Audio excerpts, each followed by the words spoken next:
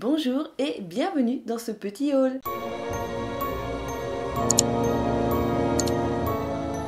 Comme vous le savez, au mois de janvier, j'ai vraiment craqué mon slip, comme on pourrait dire. J'ai acheté énormément de livres. J'avais donc fait un réel no-buy au mois de février et naturellement, il s'est enchaîné sur le mois de mars car bizarrement, je n'ai rien acheté au mois de mars. Et c'est donc une petite vidéo haul pour le mois d'avril car j'ai seulement acheté 4 livres. Et oui, c'est très peu, mais bon, j'ai tellement de livres d'avance que tant mieux que j'en ai acheté que 4. On commence tout de suite par le premier.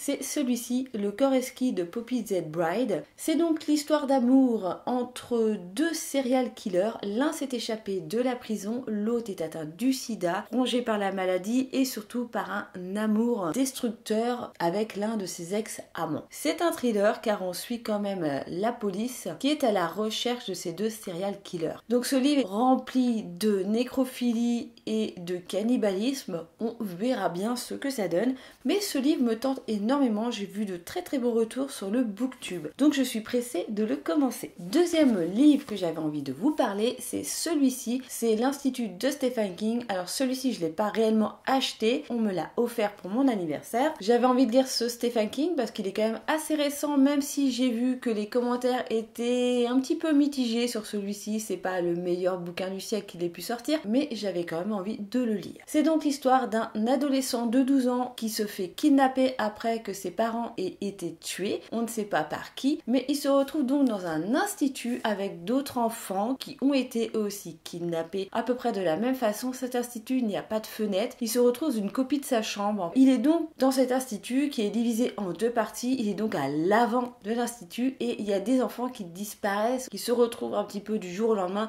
dans la partie arrière et on ne sait pas trop ce qui se passe dans cette partie arrière, on ne sait pas trop ce qui se passe dans cet institut, mais en tout cas il y a un microsystème dans cet institut, une histoire de jetons que tu peux gagner quand tu fais des bons actes et les perdre quand tu fais des mauvais actes, tout un petit truc comme ça, une espèce de petite société. C'est à peu près ce que j'ai compris pour l'instant du roman sans l'avoir lu. Ça a l'air quand même assez sympathique comme lecture et surtout je vais pouvoir me faire mon propre avis sur ce roman qui est, je vais pas dire controversé, quand je regarde les commentaires c'est mitigé quoi. Il y a la moitié qui le trouve très bien, il y a l'autre moitié qui trouve que c'est pas un super roman de Stephen King. Donc je verrai bien par moi-même. Et ensuite, les deux derniers livres que j'ai à vous présenter, c'est ces deux livres-là. Donc c'est du même auteur, c'est d'Arnaud Cotteville. Il est en auto-édition. Je suis abonnée à sa page Instagram. Je vois ses bouquins passer depuis un bon moment et j'avais clairement envie d'investir dans ses livres, de pouvoir lire ses romans. Ça a l'air d'être un très bon écrivain, donc j'avais vraiment envie de connaître sa plume et de me faire donc un avis personnel sur ses romans. Je vais vous parler en premier de La Tour Sélénite. C'est donc l'histoire d'un homme qui est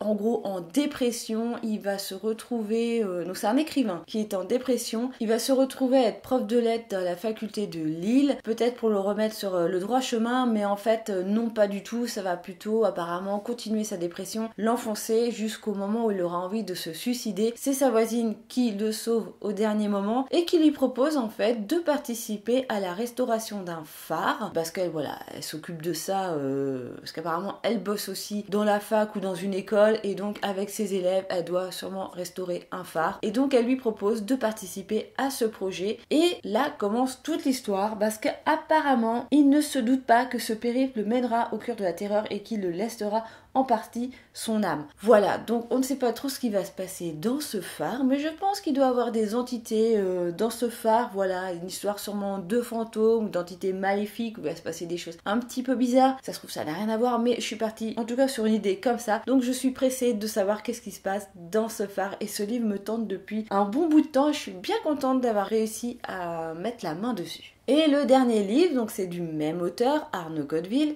et c'est 1974. Alors là, c'est une histoire de maison hantée. Apparemment, le livre commence par les pompiers qui sont en train d'incendier une vieille maison qui est dite hantée, et donc il va y avoir toute une enquête. Le début du bouquin doit être un petit peu la fin du roman en quelque sorte, parce que je pense qu'il va y avoir une histoire de flashback de pourquoi on incendie cette maison. Et donc c'est l'histoire d'un flic qui va mener son enquête. Oh, je savais pas vu qu'il était dédicacé. Il y en a qu'un ? Ouais. Ok. Je les ai achetés d'occasion, je sais, c'est pas bien pour un auteur qui est en auto-édition. J'aurais dû les acheter directement sur son site. Mais voilà, financièrement, ça le faisait pas trop. Si vraiment ils me plaisent et que je suis vraiment fan, sincèrement, je lui rachèterai en neuf. Voilà, donc je sais que quand on lui achète sur son site, il peut mettre des petites dédicaces. Et là que j'ai une dédicace pour Cindy. C'est dommage, je m'appelle pas Cindy. Sinon, ça l'aurait fait. Bref, où j'en étais. C'est donc l'histoire d'un flic qui va se retrouver enquêter sur cette maison et qui va découvrir des choses un petit peu bizarres et qui ça va un petit peu le retourner. Et voilà, on va comprendre pourquoi au final ils veulent absolument cramer cette maison. Donc c'est vraiment une histoire de maison hantée.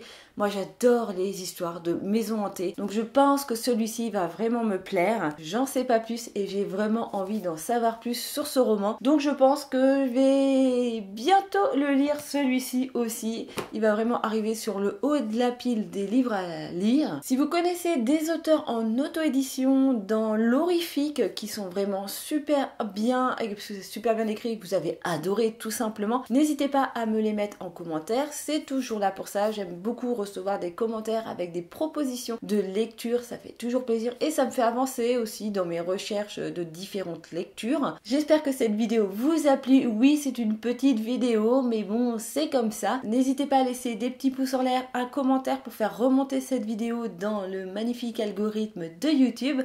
Et sinon, moi je vous fais plein de gros bisous et je vous dis à une prochaine vidéo. Bye bye!